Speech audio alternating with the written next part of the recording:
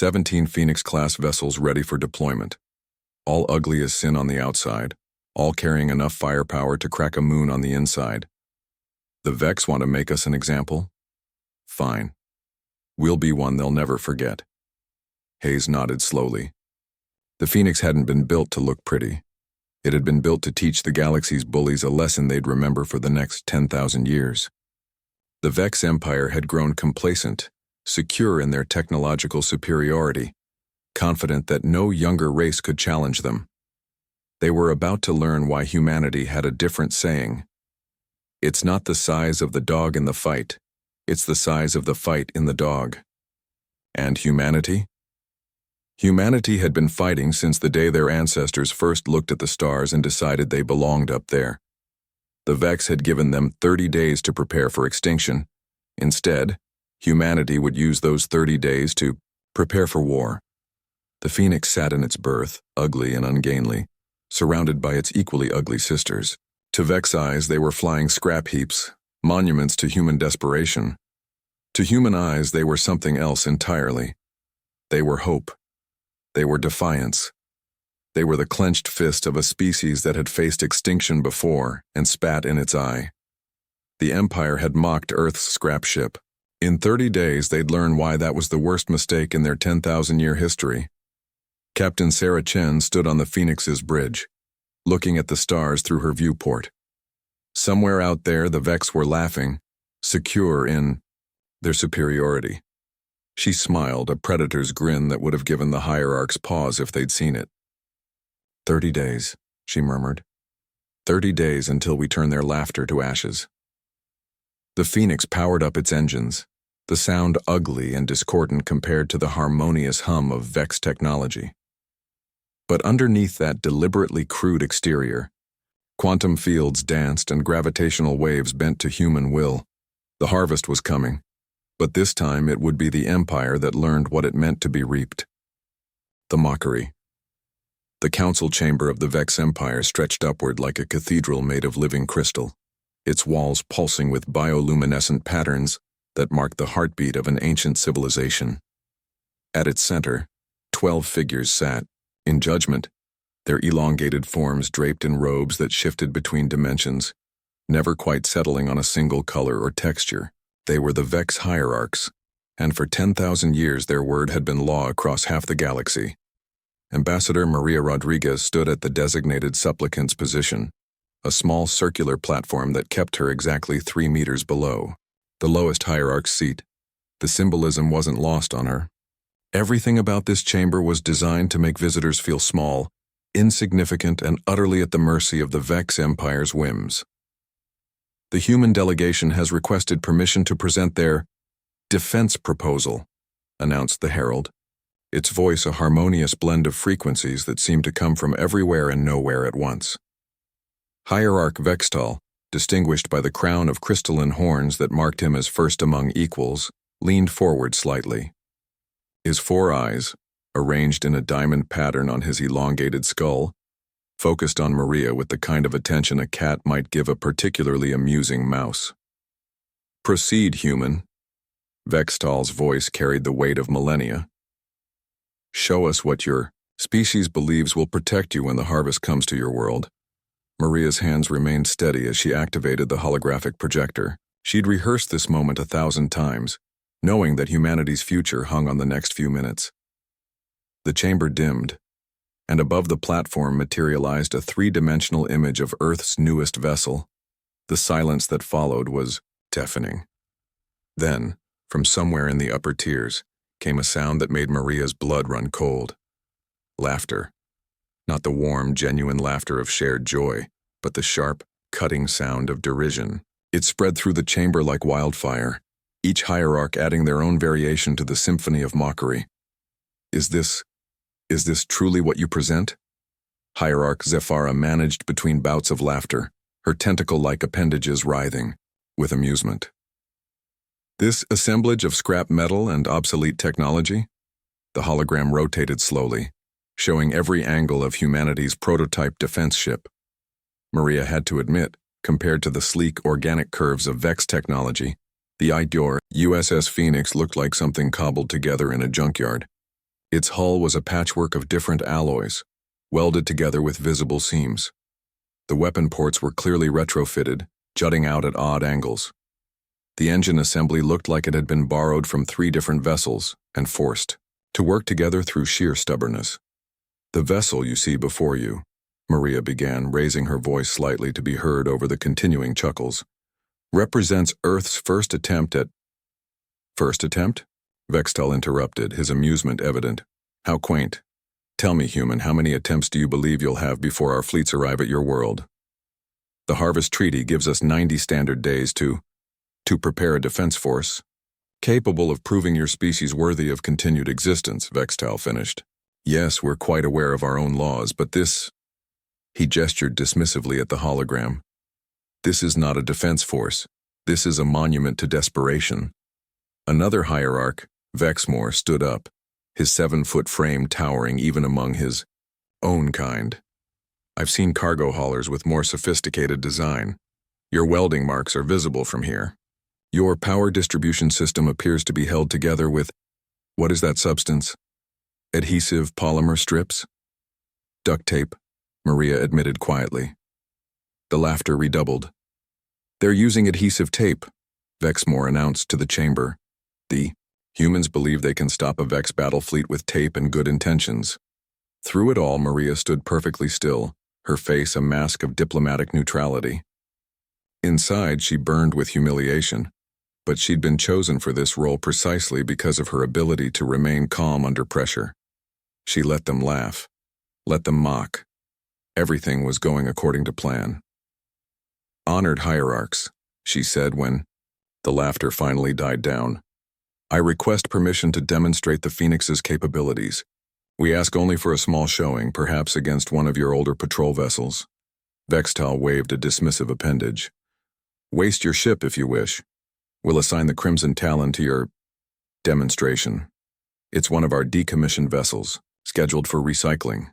It seems fitting that scrap should face scrap. When would the hierarchs prefer this demonstration?"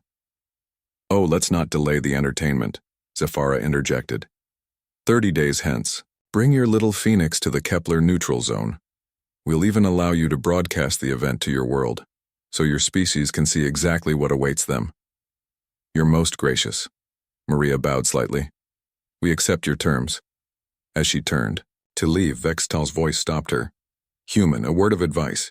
Use these 30 days to make peace with whatever deities your species worships. The harvest is not cruel, merely necessary. We take no pleasure in the extermination of lesser species." "Of course not, honored hierarch," Maria replied. "Though, I might suggest you use those same 30 days to update your tactical assessments of humanity. We have a saying on Earth: pride goeth before a fall." The chamber fell silent for a moment, then erupted in fresh laughter. Did the human just threaten the Empire? Vexmore asked incredulously. "I believe she attempted wisdom," Vextal replied, amused. "How adorable. Run along, little human. Prepare your scrap heap for its grand finale." Maria left the chamber with measured steps, the sound of alien laughter following her through the massive doors. Only when she was safely aboard her diplomatic's shuttle did she allow herself a small smile. She activated her secure communicator. "Phoenix Actual, this is Ambassador Rodriguez. Phase 1 complete." They took the bait. The voice that answered her was calm, confident, and carried just a hint of steel. "Copy that, Ambassador. Captain Chen here. How bad was the mockery?" "Off the charts. They're planning to make a spectacle of us. Assigned their decommissioned Crimson Talon for the demonstration." "The Crimson Talon?" Chen's voice carried a note of surprise. "That's a Predator class. Still has most of its teeth even decommissioned." "They want to embarrass us, Captain." The entire Hierarch Council was present. They laughed themselves sick at the Phoenix's appearance. There was a pause, then Chen chuckled. "Perfect. The more they underestimate us, the better. You did excellent work, Maria. Get yourself back to Earth. You'll want a front-row seat for what comes next." As the diplomatic shuttle engaged its hyperdrive, Maria looked back at the massive Vex-world ship that housed the Council. It was a sphere the size of Earth's moon, covered in organic technology that made it look more grown than built. The pinnacle, A Vex achievement, home to a species that had ruled for millennia. 30 days. In 30 days, the galaxy would learn why humanity had survived every challenge Earth had thrown at them. Why they'd clawed their way from caves to the stars. Why they'd never ever given up. The Vex had laughed at the Phoenix's appearance. They'd mocked its crude construction, its visible seams, its improvised systems. They'd seen exactly what humanity wanted them to see. A desperate last-ditch effort by a species facing extinction. They hadn't seen the quantum field generators hidden beneath the ugly hull. They hadn't detected the gravitational wave manipulators disguised as clumsy sensor arrays. They certainly hadn't noticed that every visible flaw, every crude weld, every piece of duct tape was precisely placed to hide something far more dangerous. Back, on Earth in a bunker 5 kilometers beneath Cheyenne Mountain, Admiral Thomas Hayes received Maria's transmission. He turned to his staff, a mix of humanity's brightest military minds and most innovative scientists. Phase 1 complete. The Vex bought it completely. Dr. Kane, how's the quantum disruptor field testing? Dr. Marcus Kane, a man who'd revolutionized physics twice before breakfast on a good day, grinned like a schoolboy. 3 successful tests. Yesterday. We can collapse their shields like tissue paper. The beauty is it looks like a system failure on their end. They'll think their tech is malfunctioning right up until we punch through their hulls. And the other ships? The laughingstock. The holographic display flickered to life in the Kaloran High Command Chamber, casting pale blue light across the obsidian walls. Admiral Zeroth stood motionless, his forearms folded behind his back as he watched the transmission from the Border Patrol. His crystalline eyes narrowed at the image floating before him. "This is what the humans send into our space?" he asked, his voice carrying the weight of centuries of military tradition. The ship on display looked like someone had welded a dozen cargo containers together, wrapped them in salvaged hull plating, and stuck engines on the back. Exposed conduits ran along its exterior like varicose veins. Mismatched panels created a patchwork appearance that would have been comical if it weren't so pathetic. Captain Voss, commanding the patrol vessel Blade of Supremacy, appeared in a secondary display. "Yes, Admiral. They call it the Salvage 7. Our scans show primitive fusion drives, manual controls, and—" He paused, clearly struggling to maintain professional composure. "They appear to be using recycled atmospheric processors from decommissioned mining stations." A ripple of laughter spread through the command center. Officers and tactical analysts alike couldn't contain their amusement at humanity's apparent attempt at interstellar travel. "Manual controls?" Sub-Commander Kellix chirped from her station. "Do they steer it with a wheel?" Admiral Zeroth raised one hand and the room fell silent. "How many crew?" 12, sir. Their ship's power signature suggests they can barely maintain life support for that many. Weapons? None that we can detect. They have what might be point defense lasers, but they're so low-powered they couldn't penetrate civilian shielding. The Admiral turned to face his assembled staff. The Kaloran Empire had conquered 17 star systems, subjugated 43 species, and maintained order across 12,000 light-years of space. Their fleet consisted of vessels that could crack moons and ships that moved like liquid mercury through space. "Send a message to Earth," Zeroth commanded. "Tell them we appreciate the entertainment, but the recycling center is in the opposite direction." More laughter echoed through the chamber. Aboard the Salvage 7, the mood was considerably different. Captain Sarah Chen gripped the edges of her command chair, knuckles white as she watched the sleek Kaloran vessels surrounding them. Where their ships looked like obsidian daggers cutting through space, hers looked like a flying scrapyard. "They're broadcasting on all frequencies," Communications Officer Davies reported. "The translation software is working, but I don't think you want to hear what they're saying." "Put it through," Chen ordered. The speakers crackled with alien laughter, and what the translation matrix interpreted as various synonyms for garbage and pathetic and primitive. Chief Engineer Okoye emerged from a maintenance hatch, his coveralls streaked with grease. "Captain, the adaptive core is still initializing. We need more time." "Time we don't have," Chen replied. She turned to her tactical officer. "Kim, what's our situation?" Lieutenant Kim's fingers danced across his console, which consisted primarily of repurposed mining equipment interfaces. 17 Kaloran vessels have us surrounded. Their energy signatures are significant.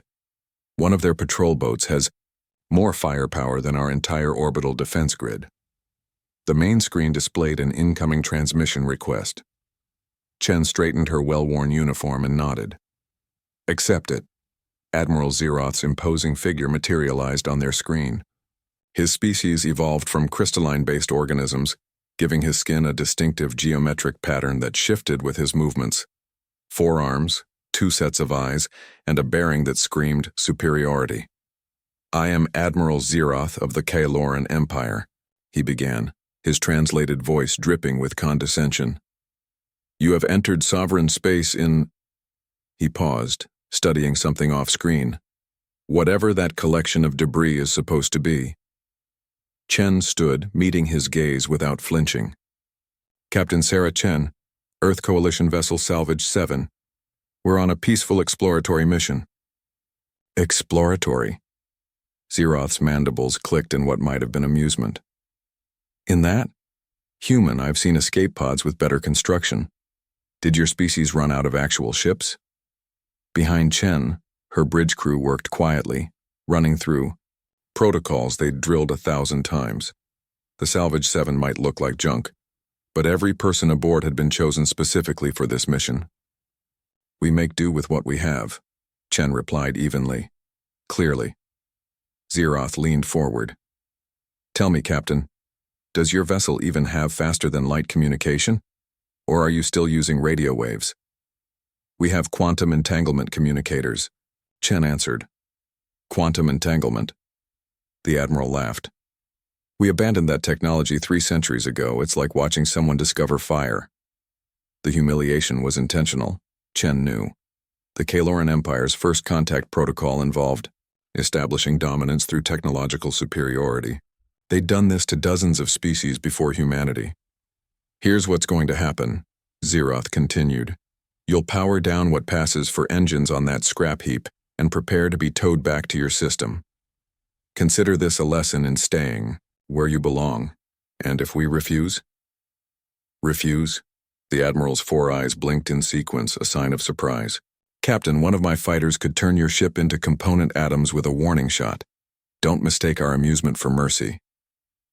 Chen glanced at Okoye, who held up 3 fingers. 3 more minutes until the adaptive core was online. "Admiral, humanity has always been underestimated. We've been told we can't fly, can't break the sound barrier, can't leave our planet, can't harness the atom. Yet here we are. In a ship made of garbage," Zeroth reminded her, "flying into the territory of a civilization that mastered interstellar travel when your ancestors were hitting rocks together." The insult stung, but Chen had expected them. Earth's intelligence division had profiled the Kaloran Empire extensively. They ruled through intimidation and technological superiority, crushing any species that showed the slightest resistance.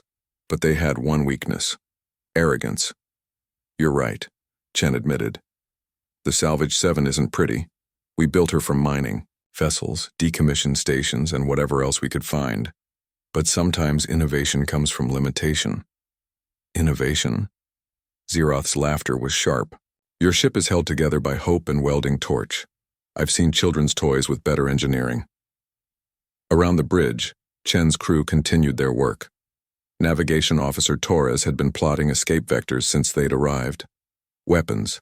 Specialist Nakamura was running targeting solutions on systems that didn't officially exist.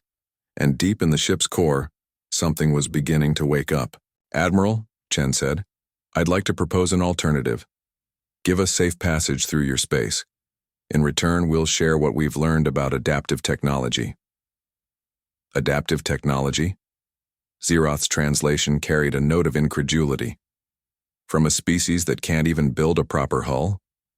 A new figure appeared beside the Admiral, a younger Kaloran officer with distinctive scarlet markings. "Admiral, their power readings are fluctuating. Something's happening inside their ship." Zeroth waved dismissively.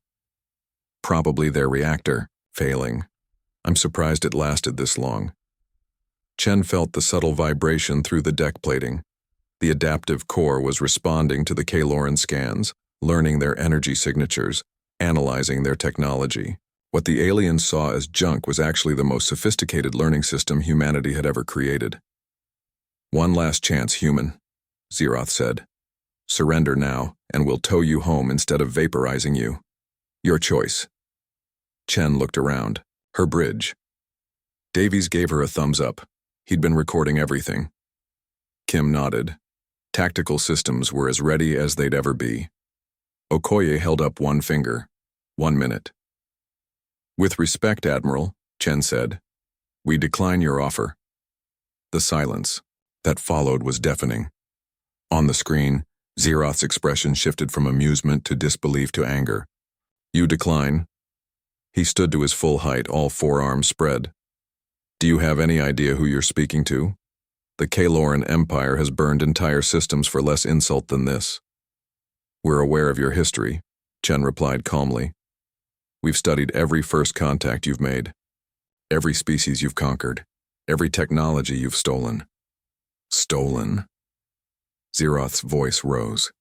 "We perfect what lesser species fumble with. We are the pinnacle of galactic civilization." "You're bullies," Chen countered. "Brilliant, powerful bullies. But bullies nonetheless. And humanity has dealt with bullies before." The Admiral's skin patterns shifted to deep crimson, a sign of rage among his species. "Captain Voss, target their bridge. I want to make an example of this flying scrapyard." "Admiral," the scarlet-marked officer interrupted again. "Their power, signature is increasing exponentially. I've never seen readings like this. Impossible. Their technology is..." The lights on the Salvage 7 dimmed, then flared with new intensity. Deep within the ship, the adaptive core came fully online.